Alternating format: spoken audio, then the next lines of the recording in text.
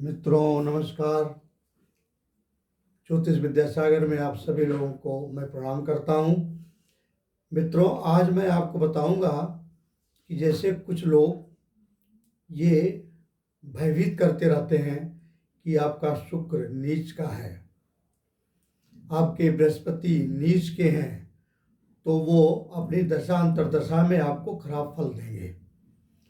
हमें नहीं लगता कोई ज्योतिषी पूरा संपूर्ण देखता हो। नीच का कोई कहता है तो उसके पहले आप ये देखो कहीं इसका नीच भंग राजयोग तो नहीं बन रहा है। अगर कोई ग्रह नीच का होता है और उसका नीच भंग राजयोग बन जाता है तो वो एक राजयोग की तरह काम करता है। केवल यह कह देने से काम नहीं चलता कि जैसे शुक्र नीच का है तो विवाह ही नहीं होगा, होगा भी तो बहुत लेट होगा, लेट भी होगा तो आपका दाम्पत्य जीवन नहीं सही चलेगा। तो ये एक डरवाने वाली बात है। नीच भंग राजयोग भी होते हैं, जो आपको हम नीच भंग राजयोग के बारे में आज बताएंगे। अब देखिए, नीच भंग राजयोग, ये मैंने विपरीत राजयोग लिखा है, यहां लिखना है नीच भंग राजयोग।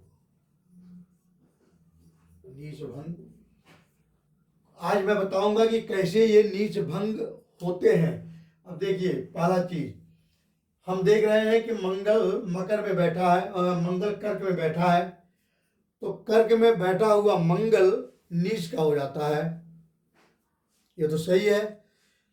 तो यहाँ लोग डरवाएंगे, भैया आपका पराक्रम नहीं होगा, आप साहसी नहीं होंगे, आपके भाई मित्र वगैरह साहस आपका साथ नहीं देंगे, ठीक है। या मान लीजिए हम द्वितीय भाव में कोई ग्रह नीच का बैठा है तो लोग बताएंगे कि आपका धन ही नहीं होगा, आप मेहनत नहीं करोगे, आप जो भी कमाओगे खर्च हो जाएगा, वगैरह वगैरह। ये डरवाने वाली बात है। इस मंगल का नीच भंग राजयोग हो रहा है। कैसे हो रहा है ये मैं आपको बताऊं। यहाँ लोग बता देंगे कि ये तो भाई किसी रूप में भाई, इनके भाइयों में, इनको बहनों में आपस में नहीं पटेगी, लोग मारपीट करेंगे और इनका जो दूरसंचार विभाग है वो सारे रुके रहेंगे। जितने भी तृतीय से कारकत्व होते हैं सबके बारे में ये बता देंगे कि नीच का है।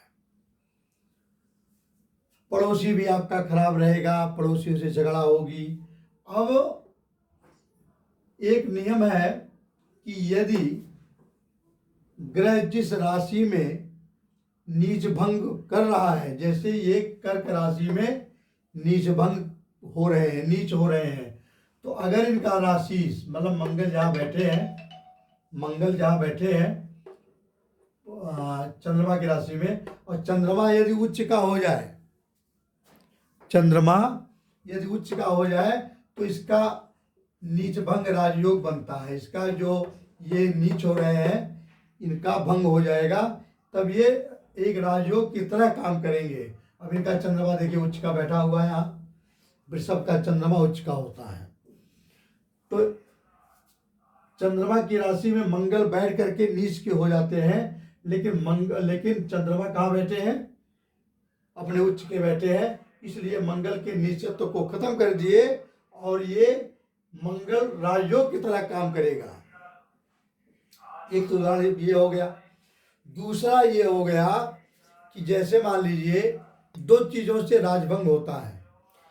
चंद्रमा से केंद्र में होना चाहिए, चंद्रमा के साथ हो या चंद्रमा से केंद्र में हो या लगन से भी केंद्र में हो कोई ग्रह, तो भी वो नीच भंग राजयोग मिल जाता है। अब जैसे मान लीजिए एक तो उदाहरण यह हुआ। दूसरा, मंगल यहाँ नीच का बैठा हुआ है, तो मंगल जिस राशि में उच्च का बैठता है, मंगल जिस राशि में उच्च का होता है, तो मंगल मकर राशि में उच्च का होता है। मकर के स्वामी शनि अगर चंद्रमा से केंद्र में है या लगन से केंद्र में है तो भी नीच भंग राजयोग बनेगा। अब यहाँ मंगल देखिए नीच के हो रहे हैं। अब मंगल का मकर राशि में मंगल उच्च का होता है। मकर राशि का स्वामी शनि है। अब देखिए क्या शनि चंद्रमा से केंद्र में है या लगन से केंद्र में है। अगर दोनों में से किसी भी केंद्र में है तो नीच भंग राजयोग हो जाएगा। ये फलदीपिका में मंत्रेश्वर जी ने लिखा है योगाध्याय में। ठीक है। अब जैसे बृहस्पति है, बृहस्पति यहाँ लगन में मकर में नीच का हो गया। बृहस्पति मकर में नीच का हो जाता है। क्या ये इसका यहाँ प्रतिकूल प्रभाव पड़ेगा? इसका प्रतिकूल प्रभाव पड़ेगा क्या? बृहस्पति किस राशि में उच्च के होते हैं? मकर राशि में, कर्क राशि में उच्च के होते हैं। और कर्क का स्वामी चंद्रमा केंद्र में बैठा हुआ है, लगन से भी अपने भी, इसलिए इनका भी जो नीचत्व का प्रभाव है वो समाप्त हो करके अच्छा फल ये देंगे। ठीक है। ये हम लोग रिसर्च कर रहे हैं इस पर, पीएचडी हम लोगों की चल रही है भारतीय विद्या भवन से। नीच भंग राजयोग की बहुत सारी कुंडलियां हमने इकट्ठा किया। अब उस पर हम सारे विद्वानों ने मिल करके, सारे ज्योतिषाचार्य कम से कम 150 है भारतीय विद्या भवन में जो लोग पीएचडी कर रहे हैं, हम लोग इसी पर रिसर्च कर रहे हैं कि नीच भंग राजयोग क्या होता है और इसके क्या प्रभाव पड़ते हैं। ठीक है। अब जैसे मान लीजिए शुक्र है, शुक्र यहां देखिए नीच का हो गया। ठीक है। शुक्र कन्या में नीच के होते हैं। क्या इनका नीच भंग राजयोग बन रहा है? किसी भी प्रकार से कैसे बन रहा हो। अब जैसे शुक्र मीन में उच्च के होते हैं, मीन के स्वामी बृहस्पति, क्या वो चंद्रमा से केंद्र में है? चंद्रमा से केंद्र में नहीं है, चंद्रमा से ये त्रिकोण में है। इनका नीच भंग राजयोग नहीं बना। अब दूसरे सूत्र से हम लेते हैं, क्या शुक्र अपने राशि, जिनके राशि में बैठे हैं चंद्रमा बुध के, क्या बुध चंद्रमा और लगन से केंद्र में है? तो हम देखते हैं कि बुध अपने राशि में तो बैठा है, लेकिन वो चंद्रमा और लगन से केंद्र में नहीं है। केंद्र में केवल 1, 4, 7, 10 भाव ही माने जाते हैं। इसलिए अब इस हालत में शुक्र का नीच भंग राजयोग नहीं बन रहा है, नीच भंग नहीं हो रहा। इसलिए शुक्र पंचम में जाकर के कुछ प्रॉब्लम करेंगे।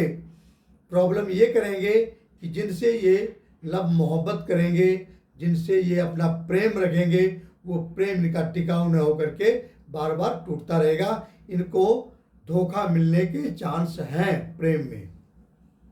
ठीक है। तो इस प्रकार से मित्रों, ये मैंने आज बताया नीच भंग राजयोग। बस यहीं तक। अगले वीडियो में आपको इससे भी बढ़िया बेहतरीन सूत्र देंगे, जो आप स्वतः ही अपनी कुंडली पर लगा के आप देख सकते हैं कि आपकी भविष्य क्या कह रहा है और आपको कहाँ ले जाएगा।